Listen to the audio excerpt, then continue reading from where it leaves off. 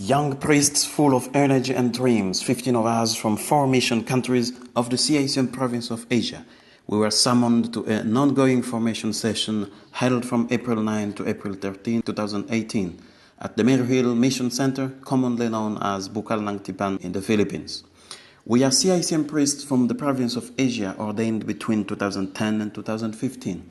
This was an opportunity to reflect on the challenges that beset us in our mission fields. Father Philip Borla, Chairperson of the Provincial Committee on Ongoing Formation, talks about the work of this committee and the particularity of this 2018 session.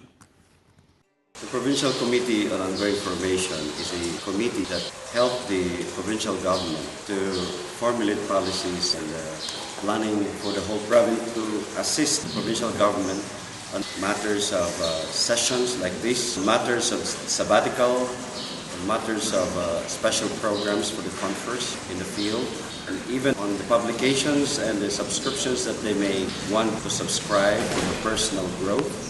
This ongoing formation session is designed for conferers who were ordained from 2010 to 2015. Issues pertaining to the missions where we are basically affecting not only the old people but especially the young conferers. And it is paramount that the young conference also consider this at this very early stage of their missionary life, the challenges that beset them in their mission context. That's why we have organized this in very specific topics. Themes ranging from social media, environment, new evangelization to challenges of all kinds made up this session. Looking at some church documents and based on his own experience, Monsignor Pedro Quitorio talked about the youth and the social media, their challenges to the missionaries of today. This media man knows by experience that social media can be an effective means of evangelization. Down history and even until today, the Catholic Church has always been advanced in using whatever tools there are that the world can offer. The Second Vatican Council has verbalized this in Enter Mirifica, and the succeeding documents of the Church to make use of social communication in proclaiming the gospel. I would like church workers, missionaries, pastoral workers to make use of what is there to make use. And in this case, it is social media. This is the language of today. The Church cannot but go in. We can change the bias of social media against us. In social media, it is actually the whole gospel traveling with you. John Paul II said the internet is the new forum for proclaiming the gospel. That was the first day. On the second day, Father Dave Kapukao made use of the encyclical letter Laudato Si to raise our awareness concerning global warming.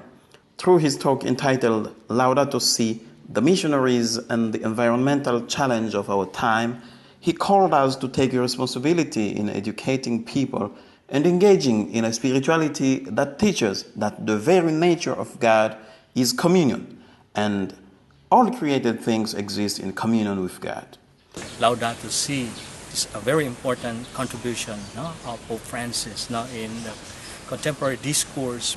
As young missionaries, we have our contribution in particularly focusing on the formation, education of our consciences, especially in our care for creation. And I think it is in this field that we could really contribute education and spirituality. It's also time that we can change our own paradigms, changing our ways of thinking, ways of valuing, and changing our habits of action. So I hope my little sharing with you this morning could really help you in really deepening our own relationship with creation and with the Creator. Having a look at the shifts in human history, Brother Karl GASPAR drew insights from philosophical and social theories to explore the reality of new evangelization and its missionary and pastoral challenges. And this Redemptorist scholar can sum it up as simply as this.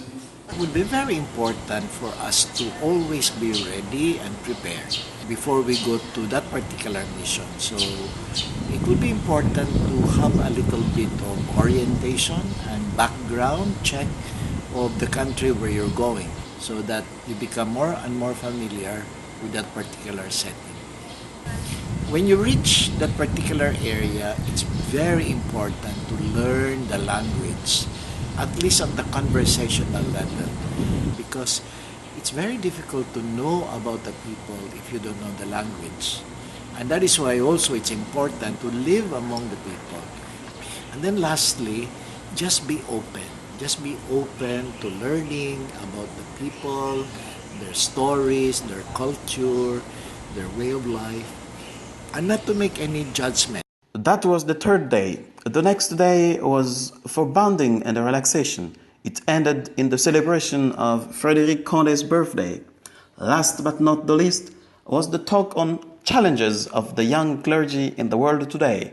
Challenges are numerous, and they are likely to undermine our pastoral work. The speaker has this to say about how to deal with them.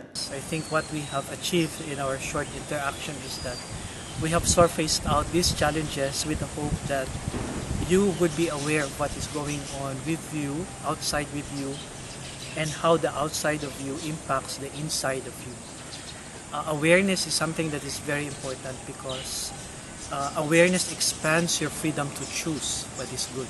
If you're not aware, there's always the tendency to just simply repeat things. But once you're aware that you have the possibility to choose what is good, and then to move into humble acceptance by taking responsibility of what you have become aware of is very important. In the process of appropriate action, praying, of relating everything to God, what you have become aware of, you bring this into prayer is a very important process in the appropriate action. We can only know and eventually choose appropriate action if we bring everything in our awareness to God who loves us, to God who guides us, to God who asks us to do this mission. Father Sylvestre, as a Provincial Superior of Asia, presided over the closing Mass in the evening of Friday, April 13. Closing remarks were also a time to say goodbye. So, my dear President, it will take another 7 more months only before I end my term as the Provincial Superior of this beautifully sprawling province of Asia. And I tell you most solemnly, as I told you in 2013, it was not suddenly a walk in the park, but sa awa ng Diyos, Filipino say, with God's mercy and compassion, I did it my way anyway.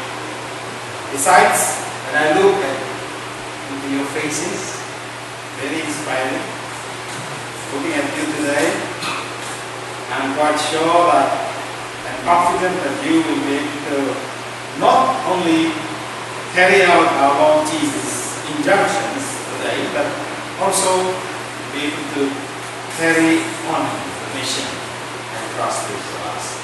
So, my dear brothers, praise the Lord and continue to pray for one another, even after the ongoing formation session 2018.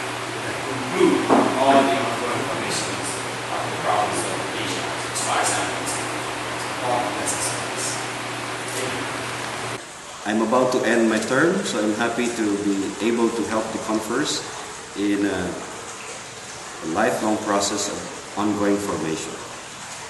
I thank the PG for the confidence that they have given me, and also with the fellow members of the committee for the cooperation and the fraternity in all the things that we do. With the active participation of all and the knowledge and experience of the speakers, the session was very successful. We pray that the Lord, the Master of the mission, may achieve in us what He began.